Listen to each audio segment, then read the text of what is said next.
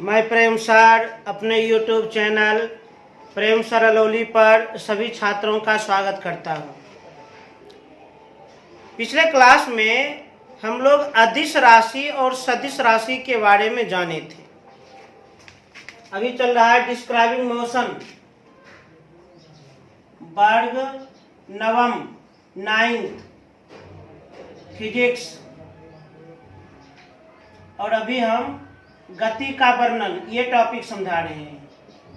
गति का वर्णन ये टॉपिक समझा रहे हैं, जिसे अंग्रेजी में हम कहते हैं डिस्क्राइबिंग मोशन। डिस्क्राइबिंग मोशन ये टॉपिक हम समझा रहे हैं। आज इसके अंतर्गत बहुत ही महत्वपूर्ण टॉपिक दूरी और विस्थापन समझना है। दूरी किसे कहते हैं और विस्थापन किसे कहते हैं, एकदम ध्यान से समझिएगा, मन को स्थिर करके जानिएगा।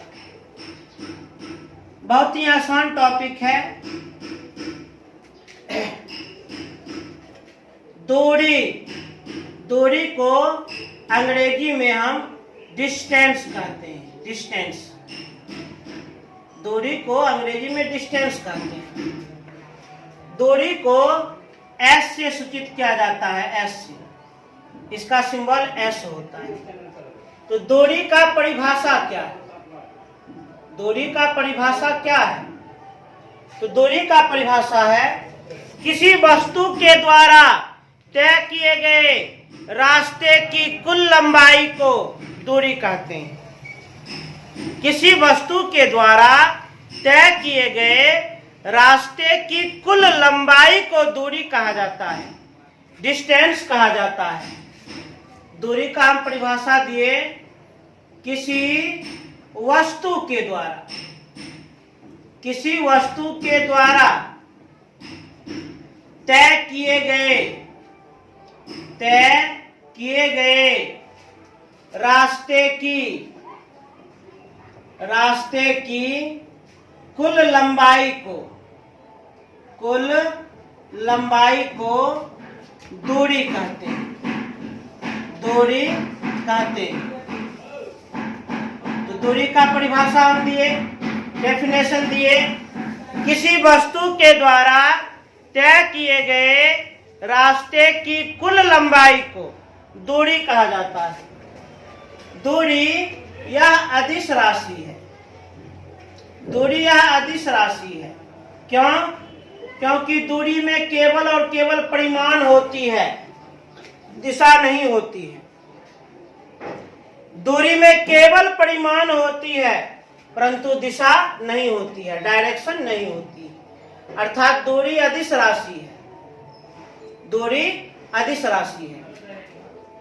उसके बाद एक चीज और जान लीजिए, दूरी का मान हमेशा धनात्मक होता है। दूरी का मान हमेशा धनात्मक होता है, अर्थात प्लस में होता है। दूरी का मान हमेशा धनात्मक अर्थात प्लस में होता है। और एक पॉइंट और जान लीजिए, दूरी विस्थापन के बराबर या विस्थापन से अधिक होती है। दूरी जो है यह विस्थापन के बराबर, विस्थापन के समान या विस्थापन से बड़ी होती है। विस्थापन से बड़ी होती है।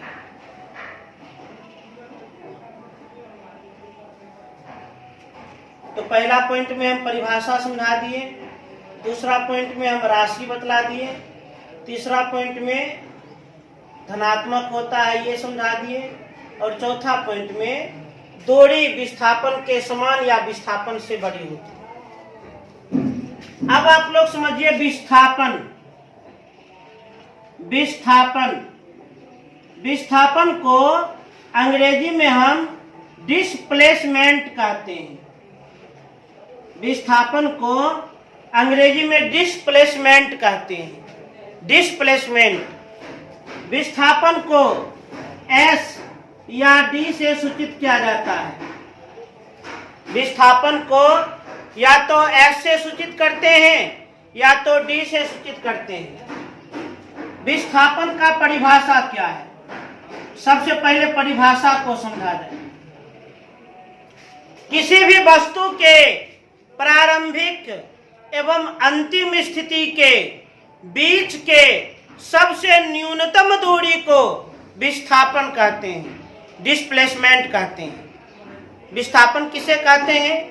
किसी वस्तु के प्रारंभिक स्थिति और अंतिम स्थिति के बीच की सबसे न्यूनतम दूरी को विस्थापन कहा जाता है, डिस्प्लेसमेंट कहा जाता है।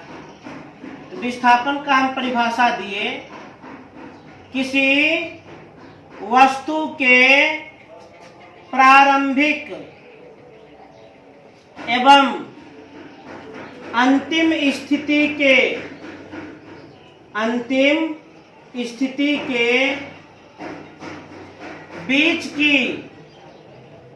बीच की सबसे न्यूनतम दूरी को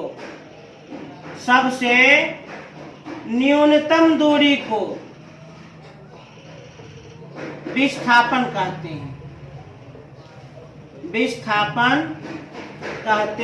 हैं। विस्थापन का परिभाषा हम क्या दिए? किसी वस्तु के प्रारंभिक एवं अंतिम स्थिति के बीच की सबसे न्यूनतम दूरी को विस्थापन कहते हैं, विस्थापन। उसके बाद जान लीजिए, विस्थापन सदिश राशि है। क्यों? क्योंकि विस्थापन में परिमाण भी होती है और दिशा भी होती है। विस्थापन में परिमाण भी होती है और दिशा भी होती है, इसलिए विस्थापन सदिश राशि है। उसके बाद विस्थापन का मान धनात्मक, ऋणात्मक या शून्य हो सकती है। विस्थापन का मान धनात्मक, ऋणात्मक या शून्य हो सकती है, तीनों। और एक पॉइंट और जान लीजिए, विस्थापन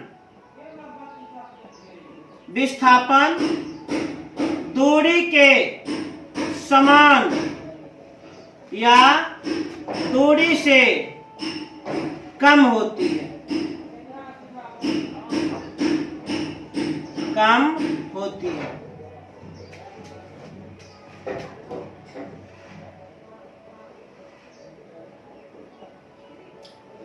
एक प्रकार से दूरी और विस्थापन में हम अंतर स्पष्ट कर दिए।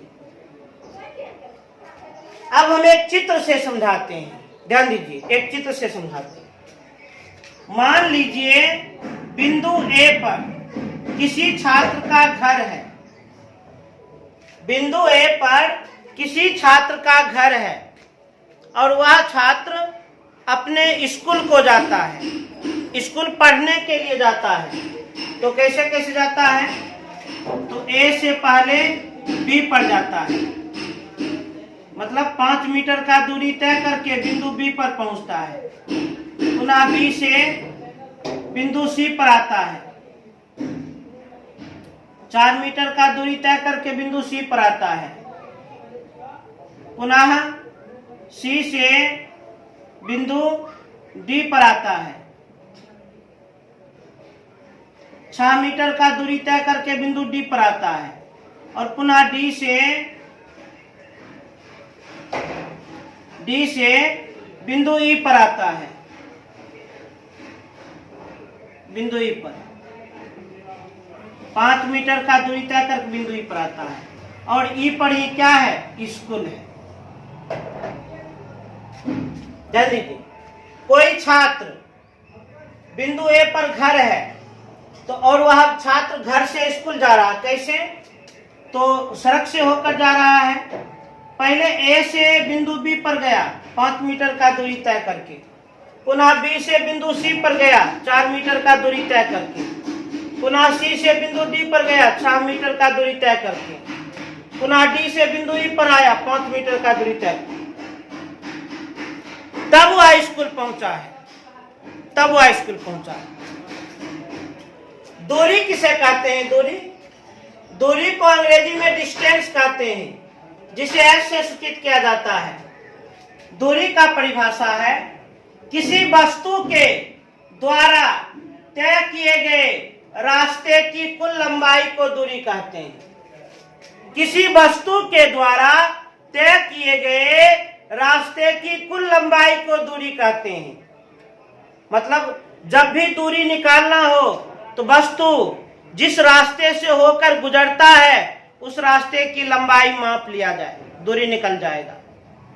जब भी दूरी निकालना हो तो वस्तु जिस रास्ते से होकर गुजरता है उस रास्ते की कुल लंबाई निकाल लिया जाए, दूरी प्राप्त हो जाएगी। दूरी का परिभाषा ही है किसी वस्तु के द्वारा तय किए गए रास्ते की कुल लंबाई को दूरी कहते हैं। यहाँ पर इस चित्र के अनुसार दूरी कितना होगा? तो छात्र जो है बिंदु ए से चलना प्रारंभ किया, ए से बी पर, पुनः बी से सी पर, पुनः सी से डी पर, पुनः डी से ई पर। तो छात्र के द्वारा तय की गई दूरी क्या है? तो छात्र के द्वारा तय की गई दूरी निकालेंगे तो रास्ते की कुल लंबाई निकाल देंगे, अर्थात A B plus B C plus C D plus D E. A B plus B C plus C D plus D E. A B 5 plus B C 4 plus C D 6 plus D E 5 अर्थात 20 metre. तो छात्र के द्वारा तय की गई रास्ते की कुल लंबाई है 20 मीटर। जब भी दूरी निकालना हो तो रास्ते की कुल लंबाई ज्ञात करें।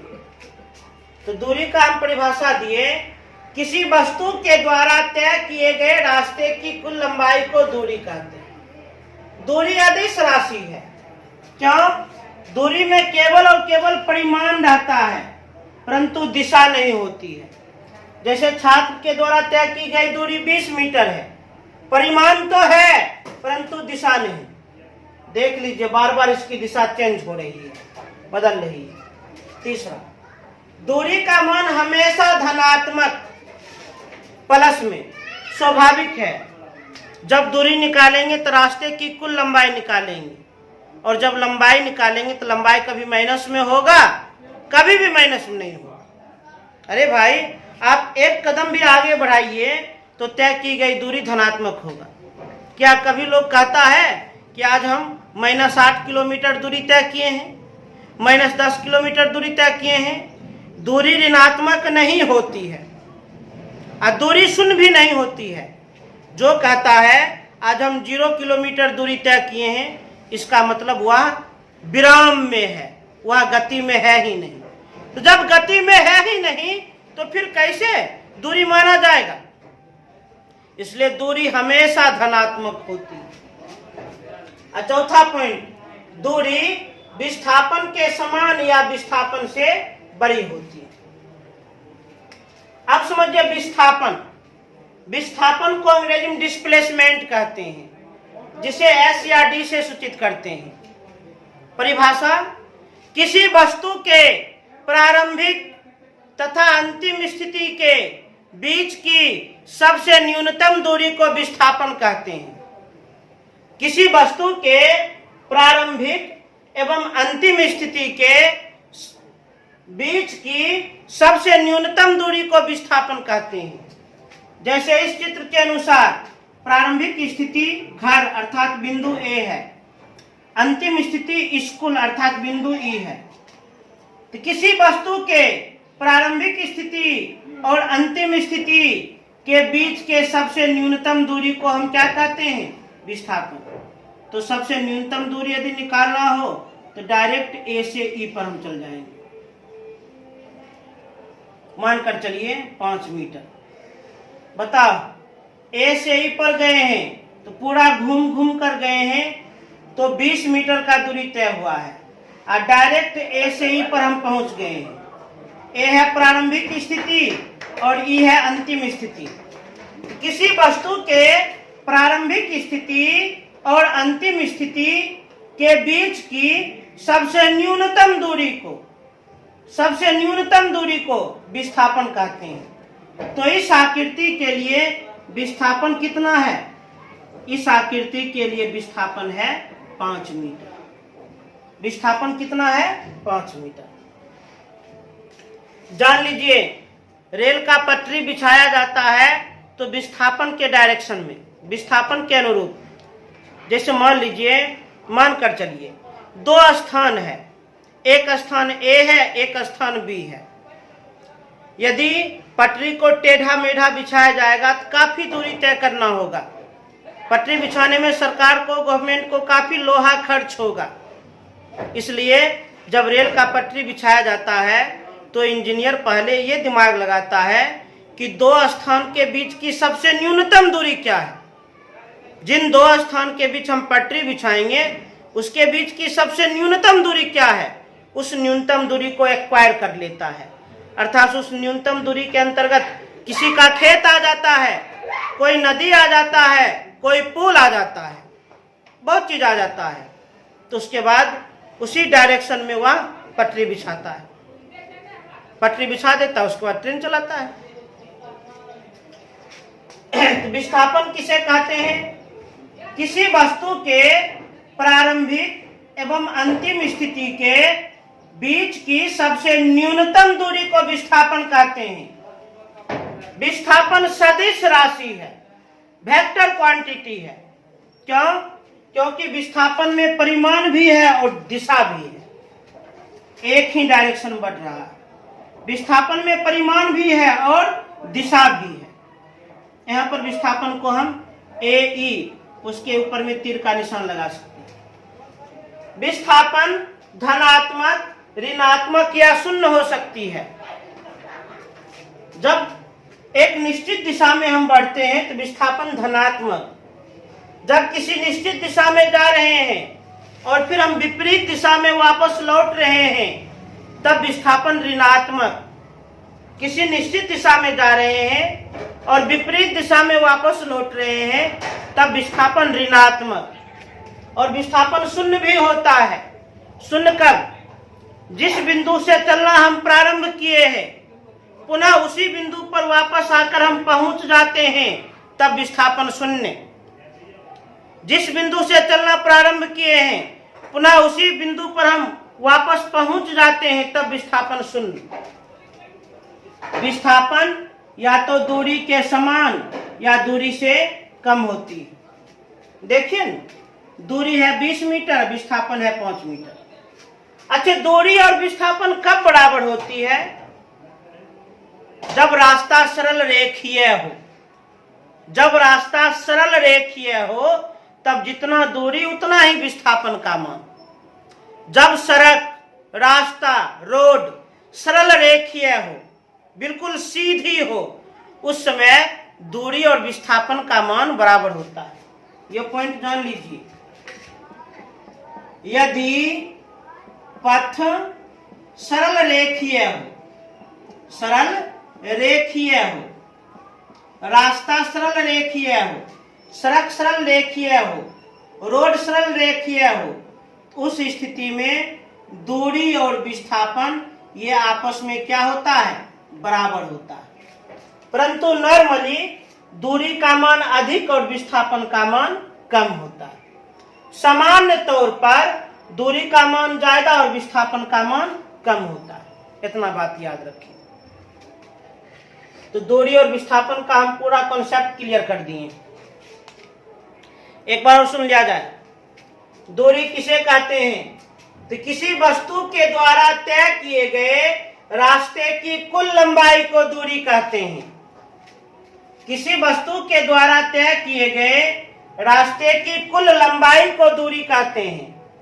विस्थापन किसी वस्तु के प्रारंभिक स्थिति और अंतिम स्थिति के बीच की सबसे न्यूनतम दूरी को विस्थापन कहते हैं। उसके बाद दूरी अदिश राशि और विस्थापन सदिश राशि है। दूरी क्यों अदिश राशि है? क्योंकि दूरी में केवल परिमाण होती है, दिशा नहीं। विस्थापन क्यों सदिश राशि? विस्थापन में परिमाण भी है और दिशा भी है। तीसरा पॉइंट, दूरी हमेशा धनात्मक होती है। अब विस्थापन धनात्मक, ऋणात्मक या शून्य हो सकती है। चौथा पॉइंट, दूरी या तो विस्थापन के समान या विस्थापन से बड़ी होती है। विस्थापन या तो दूरी के समान या दूरी से कम होती है। अब कुछ विशेष पॉइंट बताए। यदि पथ सरल रेखीय हो तो दूरी और विस्थापन आपस में बराबर होते हैं। दूरी को s से सूचित करते हैं, विस्थापन को s या d से सूचित करते हैं। और एक बात और जान लीजिए, दूरी का SI मात्रक मीटर होती है, मीटर, जिसे हम m से सूचित करते हैं। और विस्थापन का भी SI मात्रक मीटर ही होती है। विस्थापन का SI मात्रक मीटर ही होती है, जिसे m से सूचित किया जाता है। इसे तेजी से नोट किया जाए।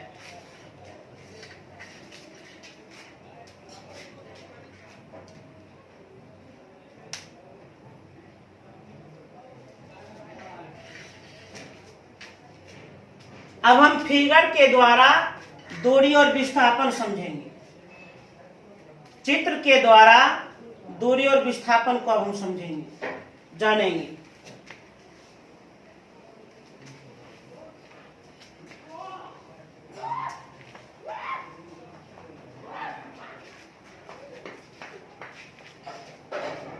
एकदम ध्यान से देखा जाए।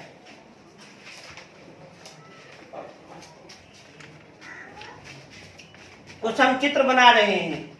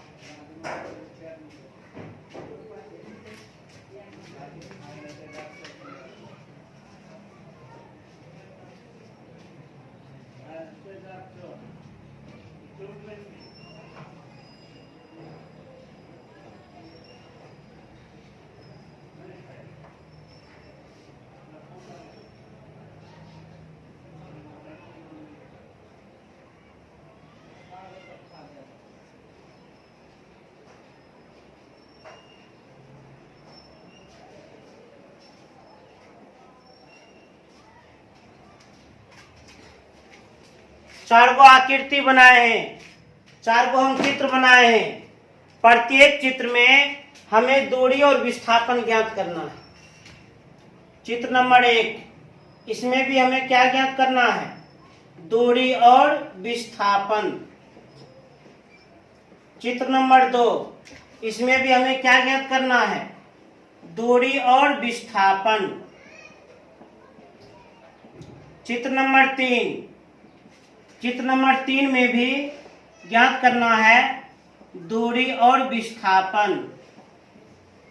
और चित्र नंबर 4, चित्र नंबर 4 में भी ज्ञात करना है दूरी और विस्थापन।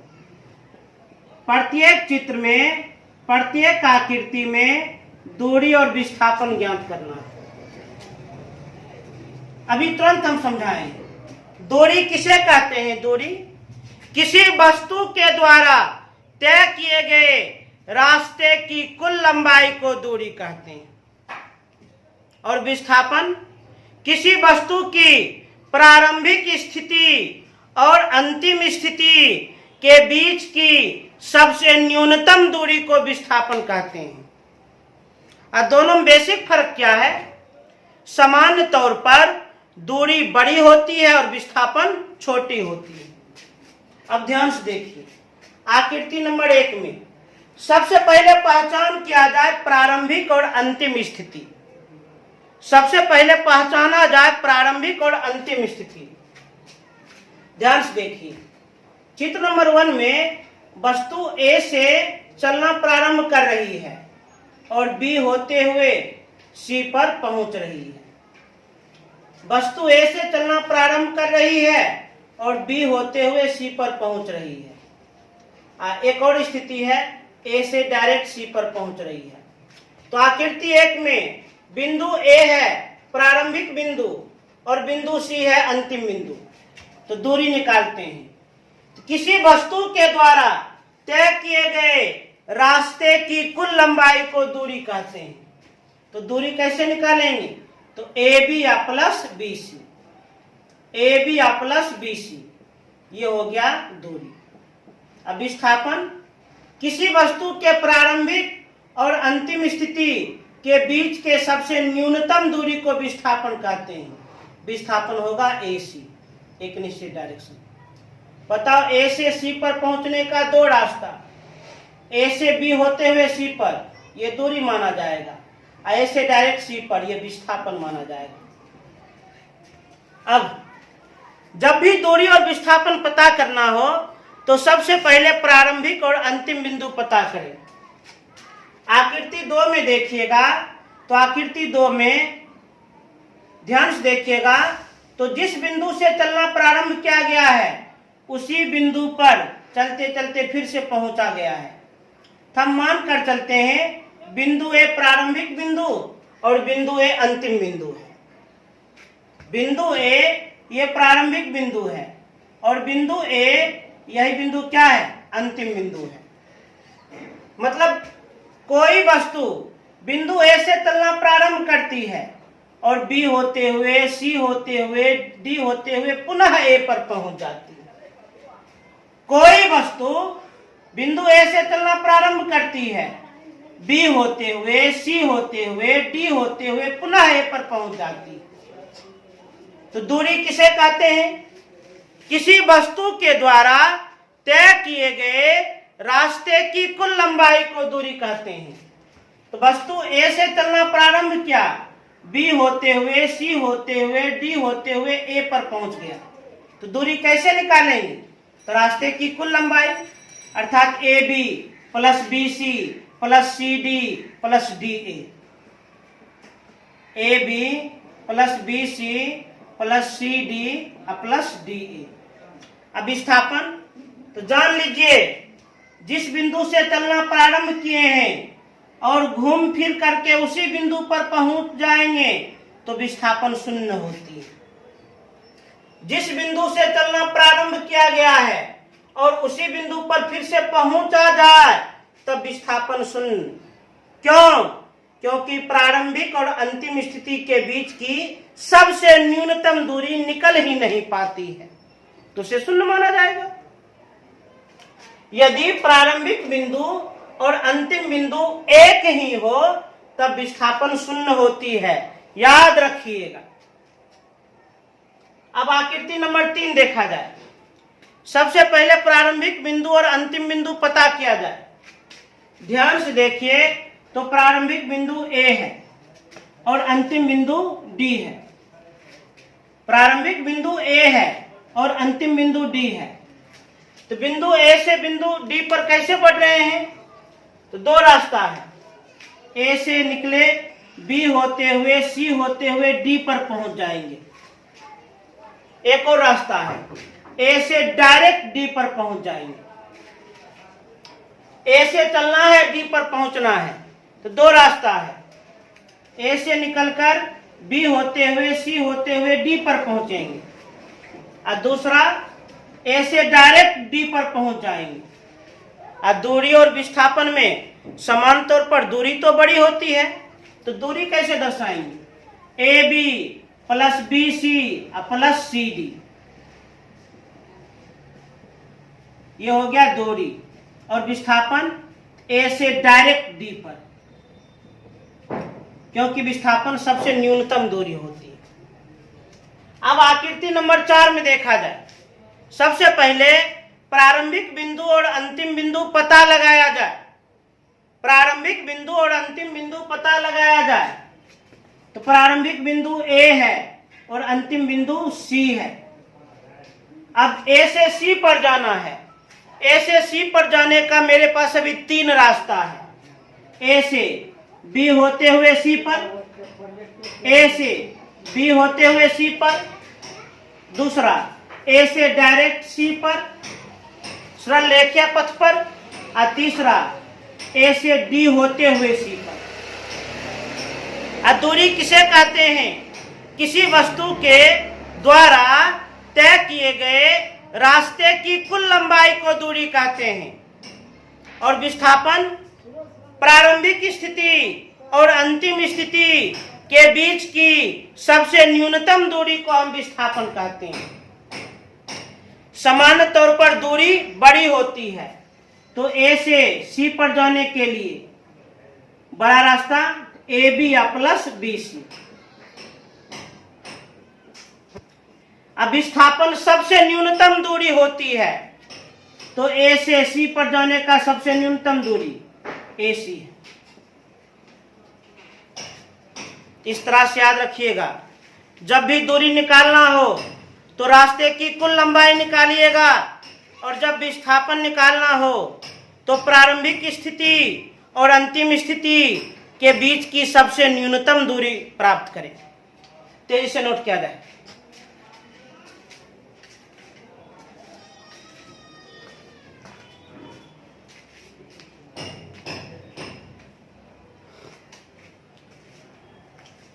तो दूरी और विस्थापन कंप्लीटली हम समझा दिए, बना दिए।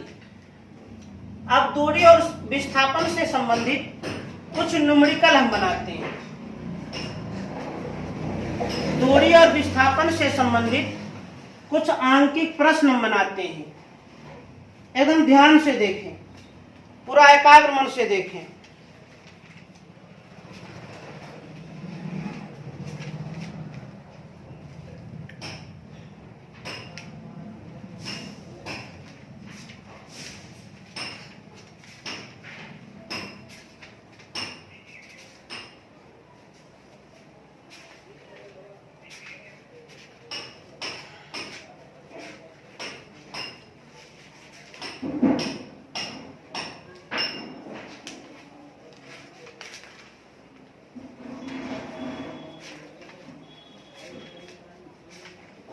न्यूमेरिकल तो बहुत सारा इस चैप्टर में है, कोई बात नहीं। जितना भी न्यूमेरिकल है सभी न्यूमेरिकल को सॉल्व करना है, इसमें डरने की कोई बात नहीं है।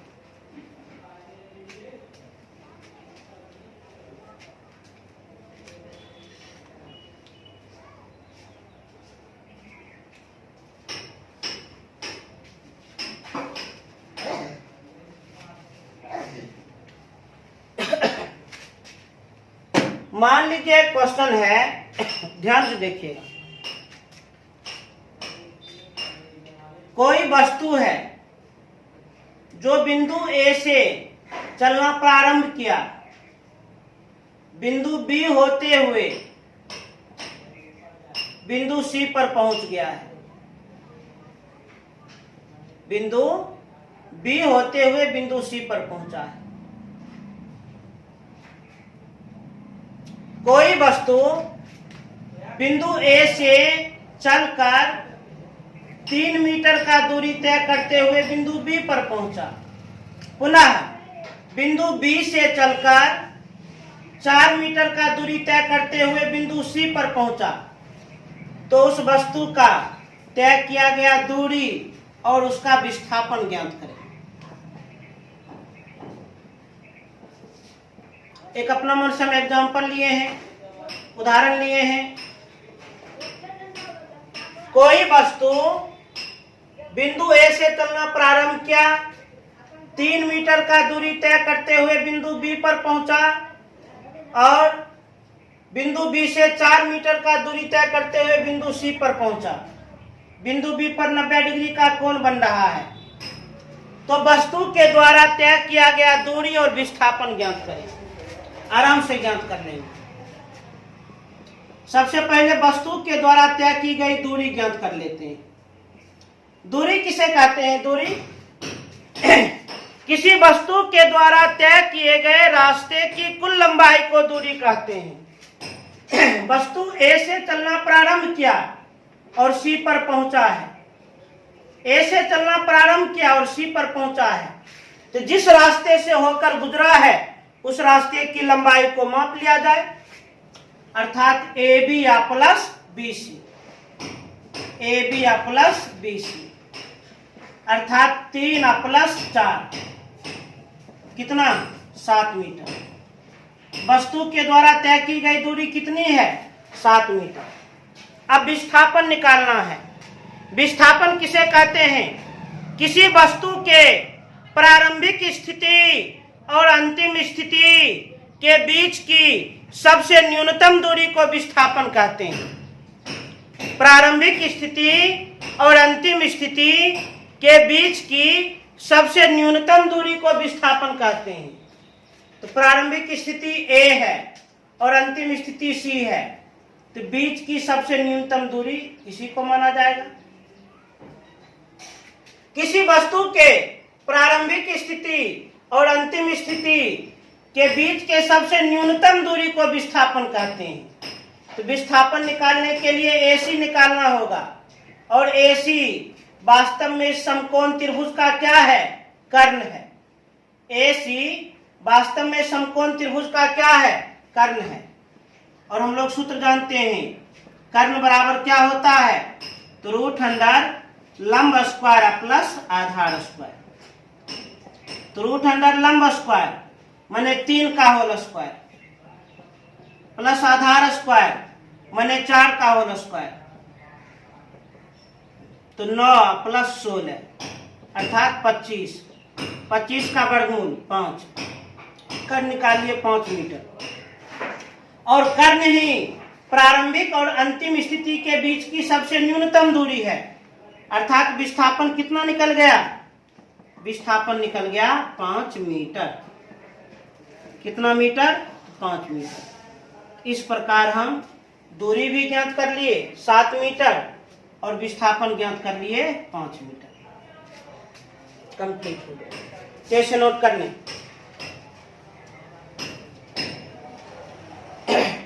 तो आज हम दूरी और विस्थापन को पूरा कर दिए, सारा डाउट क्लियर कर दिए। तो जो भी लिखा दिए हैं उस परिभाषा को आप लोग खूब बढ़िया से याद कर लीजिएगा। याद करने के बाद कम से कम 3 बार लिख लीजिएगा, और जो न्यूमेरिकल बनाए हैं उस न्यूमेरिकल को भी आप लोग 1-2 बार जरूर दोहरा लीजिएगा।